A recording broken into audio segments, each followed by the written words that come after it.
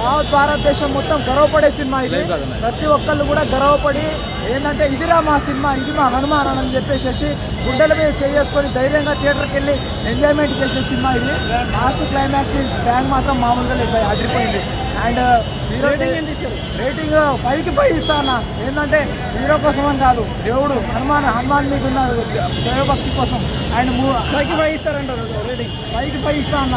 Movie ఆ రేంజ్లో ఉంది, చాలా బాగుంది. ప్రతి ఒక్కరు కూడా థియేటర్ ఎక్స్పీరియన్స్ అస్సలు మిస్ కావద్దు. Thank you.